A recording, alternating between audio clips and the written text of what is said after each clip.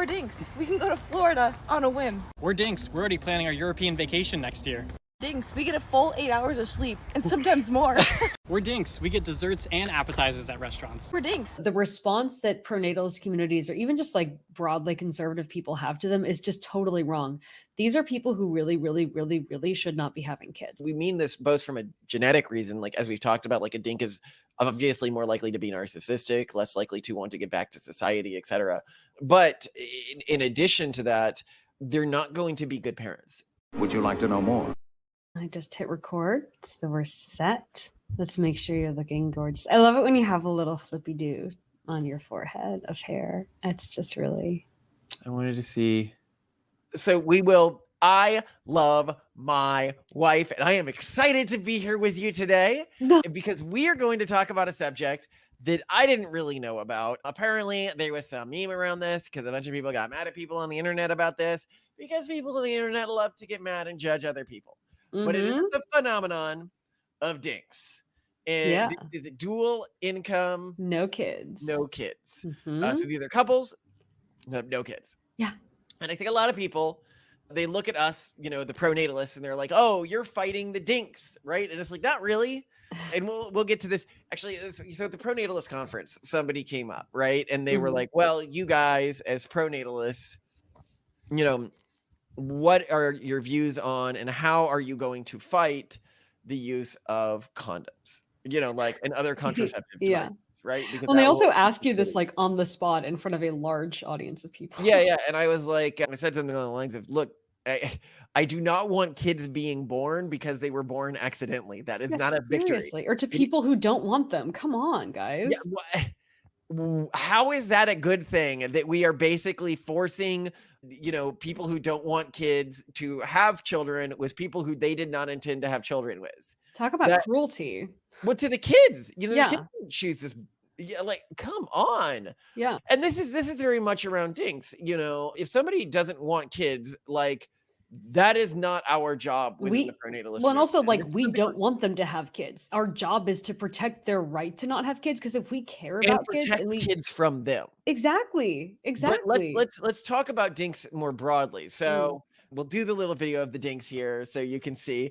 We're DINKs. We go to Trader Joe's and workout classes on the weekends. We're DINKs. We get into snobby hobbies like skiing and golfing. We're DINKs. We can go to Florida on a whim. We're DINKs. We're already planning our European vacation next year. DINKs. We get a full 8 hours of sleep and sometimes more. We're DINKs. We get desserts and appetizers at restaurants. We're DINKs. We can play with other kids and give them back.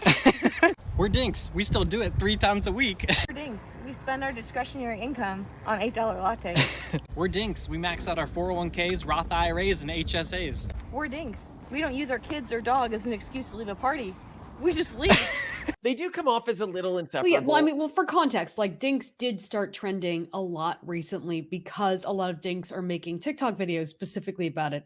And this one couple doing a sort of back and forth of DINK lifestyle amenities went viral, which led to a lot of discussion. Our friend of the show, Edward Dutton, did a counter DINK video that which is hilarious.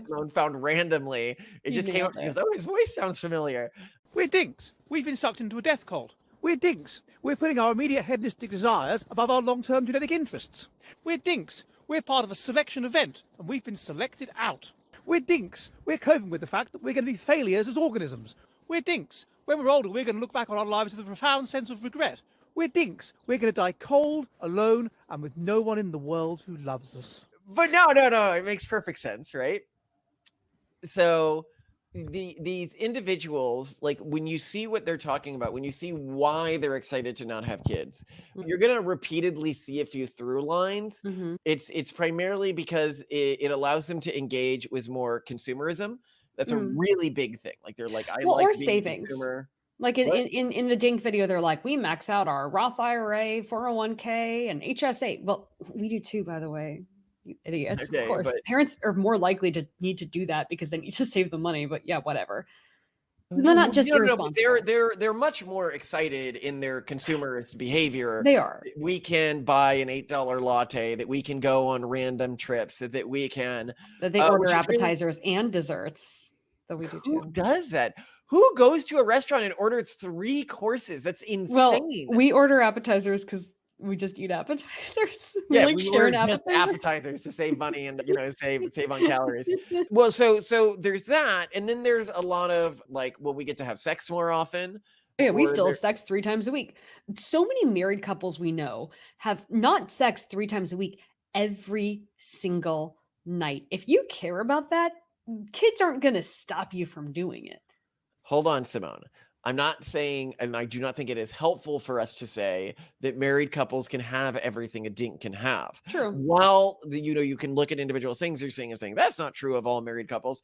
I think that is a disingenuous to make the claim that married couples and DINKs have access to the same amount of resources, and that is really, really important. Is that they actually do have access to more resources. Mm-hmm. What is more interesting to me, and I think what causes the backlash to them, is why do they want these additional resources? What are they trading the continuation of our species and their culture and the improvement, like the intergenerational improvement of humanity, this great game that every single one of their ancestors participated in and sacrificed for? Because what they're pointing out when they talk about all the things that they can have because they're not parents is they're pointing out what a sacrifice a parent is and what a sacrifice every individual who came before them so that they had the privilege to opt out of this system.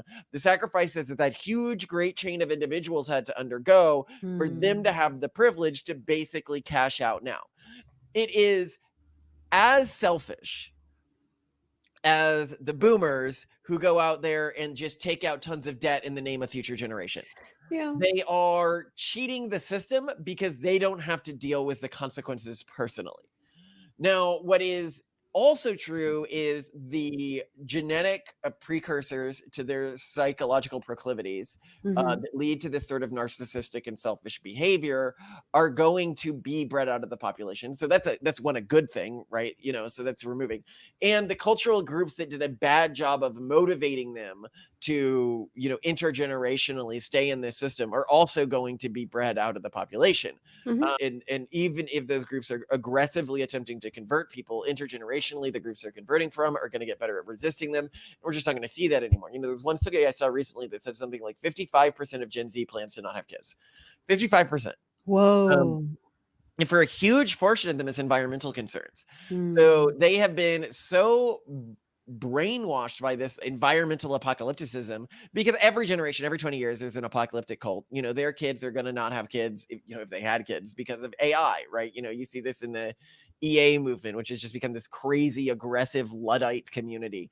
The moment, I always go back to the Douglas Adams quote of everything invented after you were 30 is like an abomination and must be destroyed. The moment the leaders of the movement turn 30, all of a sudden, all new technological innovations are heresy and must be destroyed and a threat to the future of our species. And these young people really believe this sort of nonsensical panic who sometimes, come into the movement now because they don't know that, just old people who time has left behind yelling at the sky.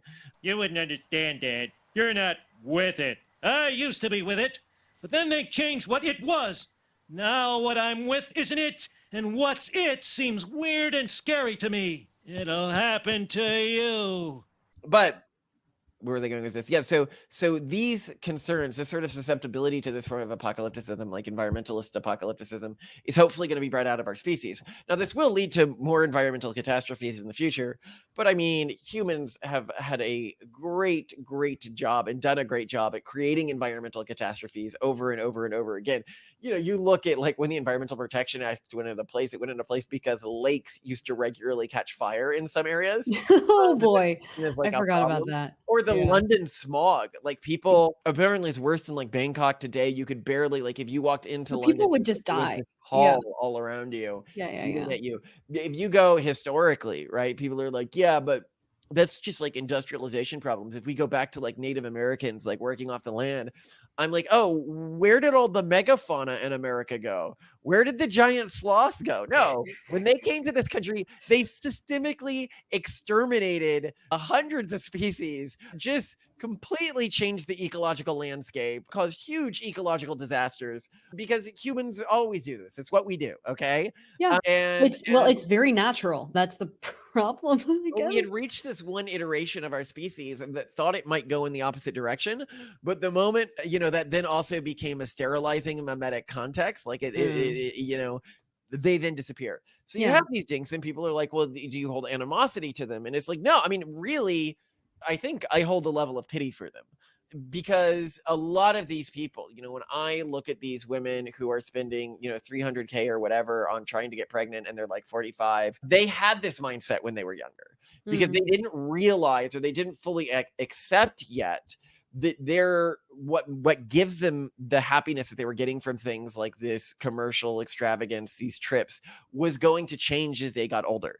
And they just, it had probably already changed by the time they filmed these videos. They just built their self-identity because, there's a lot of research on identity creation, which typically happens between like 18 and 24. And during that period of your life, you're in this mindset of like kids ick because, you are supposed to be going out there and finding a mate. Should be that way. Yeah, it's fine. So it makes perfect sense that you would have that mindset at that age, but that's not like who you are. But they mistakenly believe this because it's reinforced by society around them. So then they end up in these desperate states, reaching out to, our foundation, being like, hey, can you fund me to get IVF? And we're like, no, that's not what the foundation does. We should point out that is something that has happened to us, that like many people who probably formerly identified as child-free or DINK have contacted us and basically said, like, I can no longer afford IVF. Can you give me a grant? And we can't, and no one else will.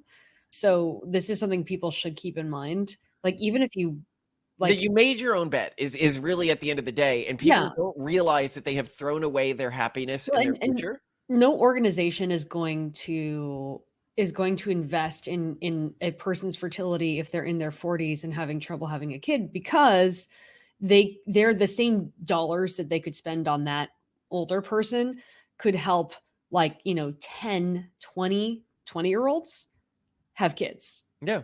So like, they're just not going to do it. You're not going to get help. So I guess, like, if I'm going to give one piece of advice to dinks of like, here's how to really have absolutely zero regrets, like freeze eggs, sperm, and or embryos. Embryos. Egg freezing is a bit of a scam. It doesn't, like, they do not work as well as people think they do. Yeah, but I mean, some dinks are single. So like, for the dink couple that went viral, I would encourage them to freeze embryos, obviously, because they were a couple and they had other people. But like, I think many women and men don't have a partner, and therefore, like, you have to do what you can with what you have. So yeah, I get what you're saying, Malcolm, but like, at the same time, like, it's better than nothing. And that way, like, and who knows, maybe you'll have like a sister or a brother or a cousin who really like can't use their own material, and they'd really appreciate you as a donor. So like, this isn't for and people nothing. who are horrified by this, you see our video on who kills more kids, Catholics or us, if they're Right. like, no, creating an embryo via IVF is creating a kid, and so you're murdering them if they don't end up being used. This is not what early Catholic theologians thought. This is not what most early Christian theologians thought. You look like Augustus of Hippo or Thomas Aquinas. They thought that the soul entered the developing embryo 30 days after it began developing. This is a fairly modern belief that is not really biblically backed. And then we go into this with lots of quotes and stuff like that. So just be aware that we're not out there advocating the rampant killing of kids. We're just trying to ensure that the kids who are meant to come into the world can, and we don't end up with these heartbreaking situations. Yeah, and we do see dinks change their mind. But I think my larger stance with dinks is like, the response that pronatalist communities, or even just like broadly conservative people, have to them is just totally wrong. These are people who really, really, really, really should not be having kids. Oh, I agree. They don't want them. And also, like, I've watched a lot of child-free content. I've gone through a lot of child-free Reddit threads, and I've gone through like posts of parents who regret becoming parents. And that's, talk about heartbreaking. Like, I see a dink couple, or see a child-free person, I don't feel sad for them at all. Like, they seem pretty happy with their lifestyle. It could, not for us, right? But like, fine. But what makes me really sad is like videos, TikToks, posts by parents who are like, don't do it. If I could go back in time, I'm like, oh man, like, how horrible is that? Especially for the kids. Yeah. Well, and I think a lot of these people are in sort of DINK cultural groups and stuff like that, and they have this enforced on them. And this is why we really do not advocate to these communities. Yeah. And I should point, when we say like DINKs shouldn't have kids, we mean this both from a genetic reason, like as we've talked about, like a DINK is obviously more likely to be narcissistic, less likely to want to get back to society, etc.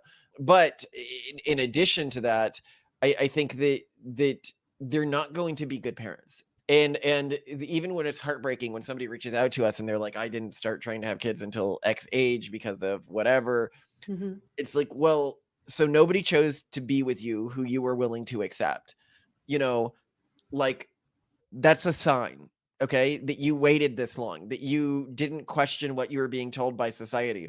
All of these things are, unfortunately, like we live in a world where unfortunately not everyone is really equally fit to be a parent, and that the selfishness that is shown by these individuals means that they're much more likely to fall into this narcissistic parent category, which is really, really something that I would promote avoiding.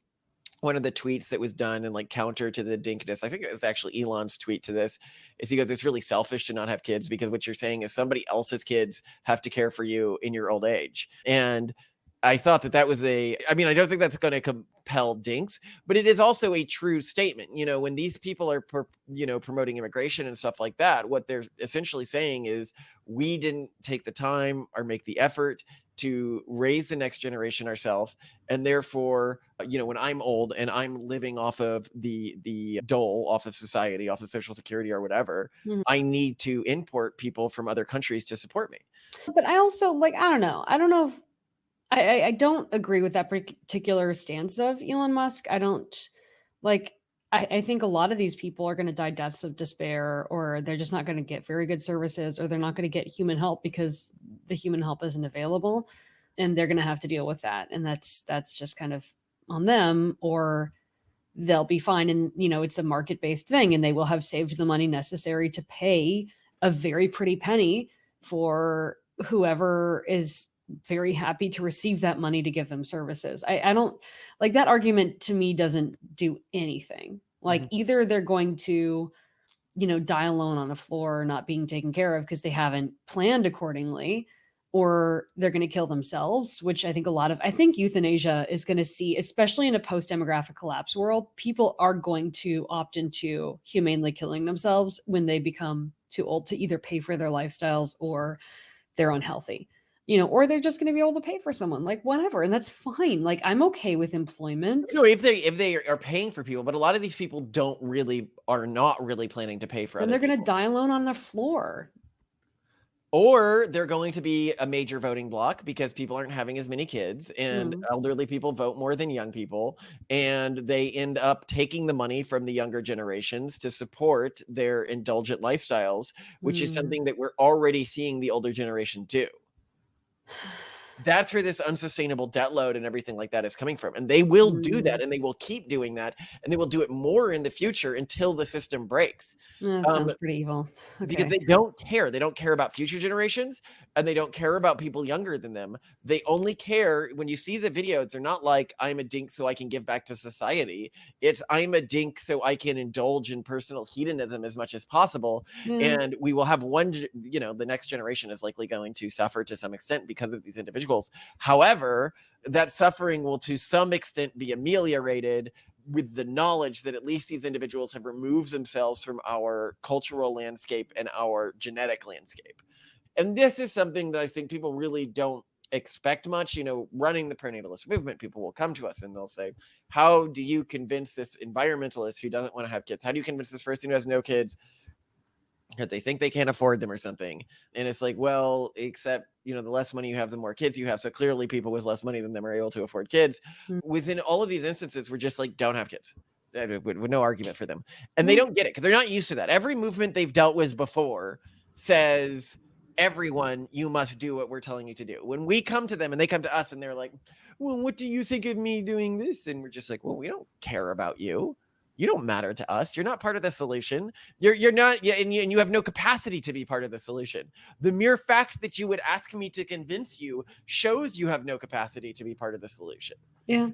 And then there's the alternate group, which does matter for us to reach out to. These are young people who are being influenced or brainwashed and just need to know that this is an option for them, that this is a problem, and that these, environmental nut jobs, we've done a video on this, are mostly lying to them. These AI nut jobs, we've done a video on this, are mostly lying to them. These things are not the threats that they're being told. If they had studied American history in something outside of our horrified, failing public school system, they likely don't know. What would be blindingly obvious to anyone who has actually studied American history is that America has a large apocalypticist movement that spreads, particularly within upper class communities, urban communities, stuff like that, about every 20 years, 25 years about. And this is just something that America has had forever. And no, they are not the first generation to think the world's about to end, and it doesn't happen. It doesn't happen. I'm sorry. If it's the first time for everything, I'm sure. Yeah, there is a first time dream for big. everything, but I would look as a barometer for, is the world actually about to end? Not what people from a culture that does this every 25 years. They're probably not the most. But instead, look at countries and cultures that are intelligent and developed, but that don't have this panic scenario every 25 years, and see if they are panicking about these things. Especially if they have a record for calling other shots. So. Yeah. And if they don't have these same problems, then it's probably not the same issue that these people think it is, and that they're really just looking for justification for decisions that they were already inclined to make or wanted to make, while also making themselves feel, morally important, like they're at an important point in history, because everybody wants to feel that way. I really get that, right?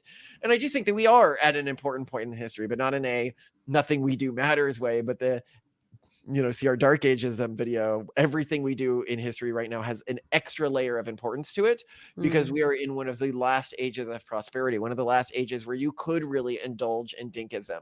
It's very much, you look at right before the collapse of the Islamic Empire, right before the collapse of the Roman Empire, and if you saw people like marching, oh, look, like we don't have kids, look at how wealthy, look at all the slaves we've been able to buy to carry us on palanquins, it is, and then you have the other guy who's like, oh gosh, okay, the system's about to collapse, okay, I need to have a lot of kids. I know that everyone's really concerned that like the upper classes have stopped having kids, and I need to, because Caesar was concerned about this, there's famous laws that he was passing because he noticed that nobody was having kids anymore, and I need to plan out like geographically where they're going to live, because Rome's going to become more destabilized in these areas, etc. Like, this requires a lot of work, and it puts a lot of responsibility on an individual, and it is both a gift and a curse that we are the generation that gets to engage as that responsibility. But because of that, this is no longer a situation of just convince everyone to have more kids. It's now a situation of empower the people who are going to build the next civilization to do a better job doing that, instead of, convert these, pretty pathetic individuals. But here's something that I think is more interesting and under discussed on this issue, which is the amount of butthurt you do get from pronatalist people about DINKs and child-free couples. And I think what's really telling about the butthurt that you get from them, and the fact that they react so viscerally and are so judgmental, really could imply a tremendous lack of security in their decision, and a certain amount of resentment that they do not share that same amount of affluence and freedom. And I think a lot of that may be because this is what's really interesting, Simone. When I look at the pushback against the DINK movement, it does not come from like pronatalist parents. I see it occasionally there, but it's not predominantly from that group. The predominant group, because I was going through videos today on YouTube complaining about DINKs. It's actually mostly from younger moderates who one day plan to have kids. Oh, interesting. So then I guess that would explain it more, because then they're on the fence and they still feel more heavily the pressures of wanting all the nice stuff, right? Yeah. And they might be closer to these communities, or they haven't fully achieved, the having kids yet and everything like that. I think that when people are on like the civilizational train, I'd say they don't really care about the people who are off the civilizational train. It's more like, let's focus on everyone else who's on the civilizational train. And the DINKs are just not participating in the civilizational train. And the fight that they're having is with other people who aren't on it yet. I still think that there are, I mean, in the commentary I've seen, there are some families that have a lot of kids that do complain occasionally and bemoan, like, the the hedonic sacrifices they have to make with kids. And Yeah. I think that's just a product of living in a society that celebrates the lifestyle of a like late teen, early 20s male or female. And I don't feel that way even a little. No, I don't either. I think this is why you're going to see why we see some of that butthurt, even sometimes from prenatalist people. Although, like, I would say, like, the Jolly Heretics reaction to this was not even that. It was just like really funny because he's hilarious. But no, I hear what you're saying. Yeah, but I think this is important for the prenatalist movement to remember. Like, if you consider yourself part of the movement and you're out there advocating for it, when somebody comes to you and they go, well, how are you going to convince me to have kids? How do you convince, the 20-something environmentalist who doesn't want to have kids? We don't. Yeah. That's the point. We do not. These people are not a part of the problem in that they're a part of the solution, to be honest. If there's a group out there that opposes you and is sterilizing themselves, do not fuck up your opponent when they are in the process of a great mistake. This is something that around the world, what great blessing it is to have your opponents primarily be a group that is sterilizing themselves. That is not a mistake that you want to get in the middle of, nor do you want to take too much relish in the fact that they are going to lead to more suffering within their own population in the long run. So like we can point out within our communities, wow, these people are really probably going to end up trying to get pregnant later. They're going to be really sad about this decision. They are going to suffer emotional and psychological consequences for this decision.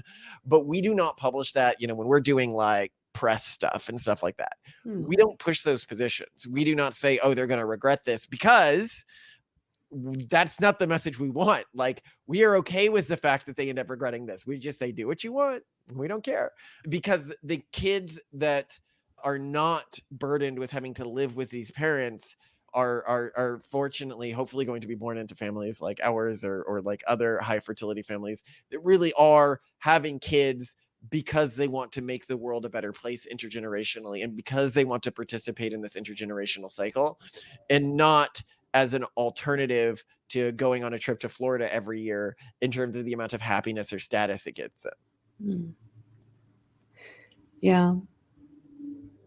Would you have any other thoughts on your dinks?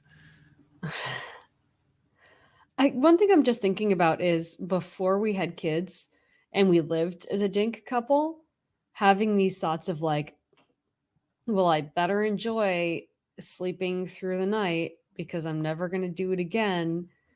And I do somewhat, as much as I know it's not really productive to have a conversation about like, oh, actually being a parent isn't so bad, but it actually really isn't though. Like, I just want to say that. I'll be honest. Who I feel more bad for than dinks is, I don't know what to call it, 2 and below parents.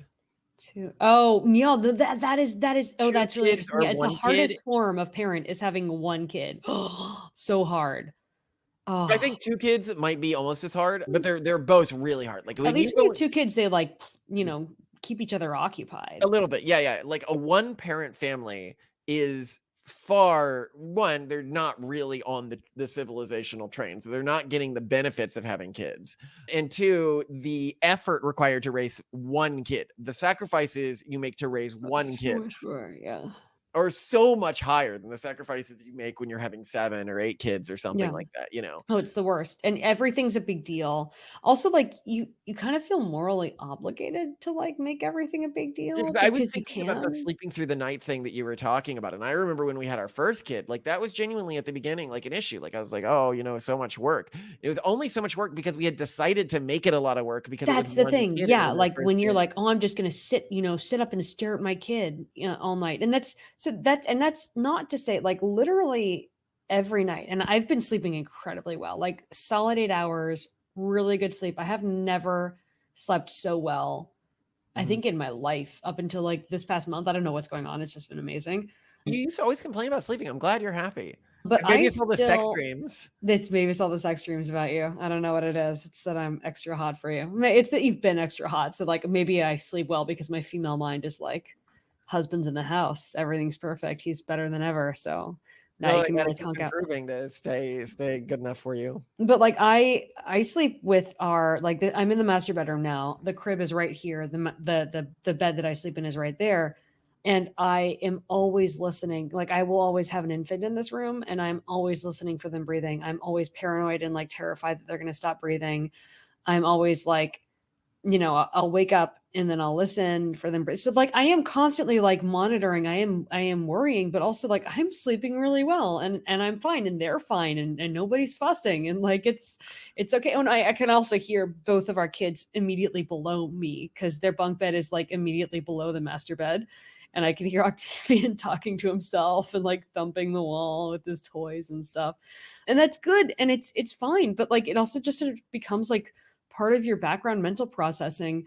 And I don't know. I think it's unfair because like people framed being a parent is way worse than it actually was. You'll never get a full night of sleep again. But it was accurate for being a parent of one child.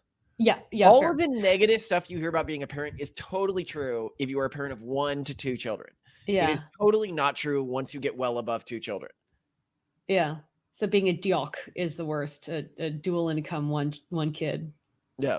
Yeah. Complete most stressful thing. Yeah. And it's interesting if you like after your first kid, if you're framing having more kids, like you just assume you're going to have a bunch of kids, the way you build the routines around your kids, the way you build your routines around pregnancy are really different and You just think make the it's whole scale. process a lot easier. Yeah. But you also, and this is a problem that Simone and I constantly have, is you have this constant fear that you're not going to be able to have all the kids that you want, and your house always feels empty. Right now we've got 3 kids. You're pregnant with number 4, and every time I look at a room, I'm like, why is no one here? Like, where is everyone? I need the stampede. I need no. It feels very much like a ghost house, which I think is really surprising to people when they normalize to 2 kids. When you normalize your brain to the idea I'll have like 7 to 13 kids, which realistically we'll probably only get to 7, even if we do everything right.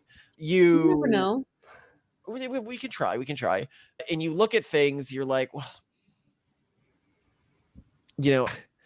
I just it feels so empty. It feels so empty, and it feels so like we're doing so little. But we also end up making decisions like finding ways to take them out of daycare and stuff like that actually are financially beneficial to us even now. But they're decisions we probably wouldn't have been forced to find solutions to had we not planned on having so many more kids. We would have been like, well, we can deal with the financial cost of or the temporal cost of doing this or that.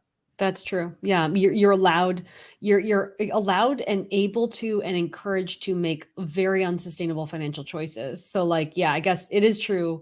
Being a parent is way worse than being a dual income, no kids couple or person when you have just 1, maybe 2 kids, extra stressful. And then after that, it can get, especially after 4, that's when economies of scale like kick in. When you actually look at literal unit economics, that's when it really. She's actually right. It really doesn't begin to help until after 4. That's when you get to like very marginal. It's like $1,000 extra to raise a kid once you have above 4 kids. Exactly. A year.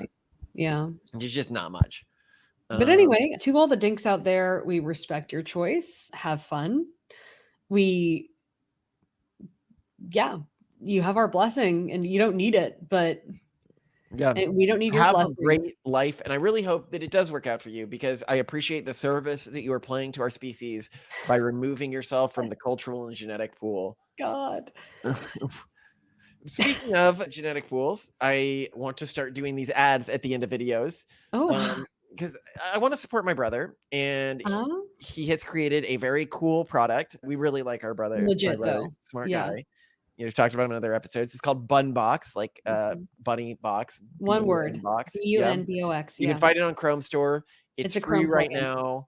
And what it does is if you click a little button within your Gmail account, sort of next to like, the delete message button and stuff like that, it actually will just summarize the message up top, and you can click a button to automatically create an AI response to that message. And you can do this within messages too. You read a message, you get one of 6, suggested AI responses, or you can create a prompt and it will create a response for you.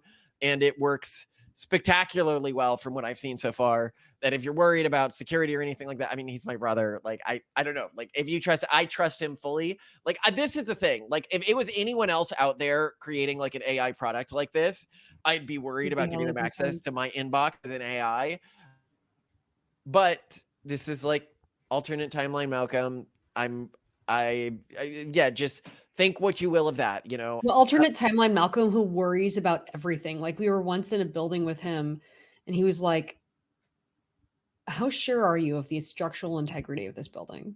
Like, he was literally worried that the building was going to collapse on top of us. He thinks about everything. So yeah, no, he's being extremely thoughtful about security and everything else. Yeah. I will add, just in terms of like cool feature to this, I personally don't use it to compose emails because I don't like AI style of writing, even like good AI style. This is good AI style. He has very good prompt injections, whatever it is he's using to make sure that the emails that he generates are good. But I use it for emails that stress me out, where I'm like, I just don't want to deal with this. And it's great because it summarizes things. What's even better is we run a business that works with a lot of vendors and clients throughout Latin America and in Spain. I'm fluent in Spanish. I can deal with it. But when something is both stressful and in another language, sometimes I'm just like, I don't want to. I'm not ready for this. And this will give me nice bulleted summaries in English of everything that happened in the entire email thread.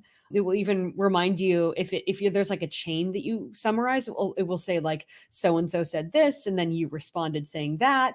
And then, you know, and it's genuinely wonderful. Really has reduced my stress palpably. Well, that's why he made it, you know. We were talking because I actually was there when he had the idea for the product. We're talking on a plane. He had just entered a major life transition after a success. And he's like, what do I do next with my career? And I had sent him an email recently and I was like, you know, did you get this email I sent you? And he goes, no, honestly, I find answering email really stressful. So I don't go through all my email. And I was like, well, what do you mean? He's like, and I got it sort of, because I feel the same way about some things, like answering a phone message. I find those really stressful. Like if somebody could just summarize and tell me. I feel the same thing with articles on us. Whenever we go viral or something like that, I always tell Simone, I was like, can you read the article and tell me if I should feel pain? Or somebody does a video on us, I'm like, can you watch the video and just summarize it for me so I don't need to go through that myself? And so this is how he feels with email. And he's like, yeah, it'd be really cool if somebody could just summarize and handle these emails for me. And I was like, well, there's your business idea right there. And he's like, could I really do that? And so then he built it. And I'm proud of him because it works really well. Good. It's really good. And you know, I've looked at so many AI based solutions that really disappoint because I want them to work. I need them to work. So anyway, very impressed. He's great. But he's your brother, of course. Yeah, he's my brother. As a side note, for anyone who does end up downloading the app Bunbox on the Chrome Store, after you install it from the Chrome Store, you then have to click on, you know, your little icon that shows all the widgets or apps you've downloaded, and then click on Bunbox, then click Activate. If you don't click Activate, it won't start working on your Gmail account. And you need to reload the page after that on Gmail, but I figure that's self-evident. Please, you know, he's putting this out there for free right now. If you do like it and you do use it, leave a review. That's all we're really in this for right now. And tell your friends about it. And, you know, he's working with us, hopefully, on the school now as well to integrate AI with the school, which I'm really excited about as it gets closer to launch. And for our fans, for any of you who are interested in helping us with the school, we could really use help with that. That's another area we could use help. So specifically going over the skill tree, like if you have a lot of understanding of one particular subject area and you're like, I would like to review the tree for that, let us know about that. And the final area where we could call out for fan help, just as long as we're doing this, is I've been meaning to replace the little like logo that was created with an AI for this channel for a while. I paid to have like a portrait of us drawn and it didn't look very good. If anyone has anything that they think would be good logo for the channel, let us know, because that's another thing we're looking to replace. But yeah. I love you, Simone, and I hope you have a spectacular day. I love you too, gorgeous.